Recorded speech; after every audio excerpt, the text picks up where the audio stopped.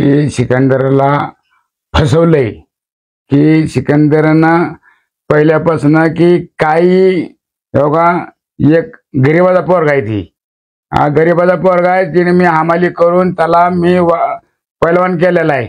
तर सिकंदरनं असंही पहिल्यापासूनही कष्टाचा पैसा खाल्लेला आहे आणि तिने बी कष्टानं कमवलेला आहे।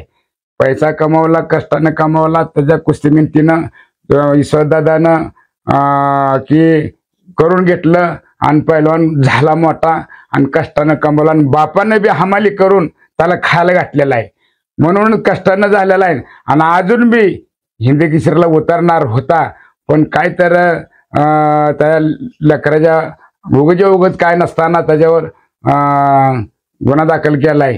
तर ही माझ्या लेकरावर गुन्हा दाखल पंजाब पोलिसला असू दे की महाराष्ट्रात पोलीस असू दे की मी वर्दीवर माझा इतका भरोसा आहे की मी सिकंदरला माझी एक इच्छा होती की DSP बनवायचा इच्छा होती माझी, पण यंदा बी महाराष्ट्र केसरीला हिंदी केसरीला उतरणार होता, पण हे माझ्या सिकंदरवर अन्याय झालेला आहे।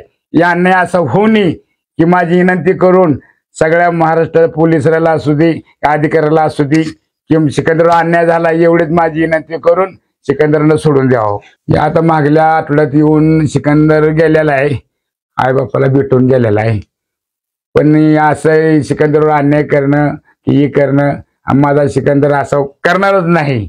आणि आतापतवर तिनं असल्या बाबतीत उतरला बी नाही। सिकंदरनं अजिबात पहिल्यापासून एवढं कष्टानं रुपये 10 रुपयाची पासून कुस्ती खेळली, महाराष्ट्रात बी कुस्ती खेळली, पंजाबमध्ये कुस्ती खेळली, सगळ्यामध्ये कुस्त्या केल्या तिनं, पण कष्टानं जो बी काय कमवलेला आहे ते तिनं पण कष्टानं कमवलेला आहे। असं अजिबात लांडीला बडी केली नाही की बाबा की सिकंदरनं लांडीला बडी केली नाही, त्याच्या बापाने बी लांडीला बडी केली नाही। आज मी हाज करून आलेलो आहे, मला मुलांनी हाजला पाठवलं, मी हाजला जाऊन आलेलो आहे, मला खोटं बोलायला येत नाही।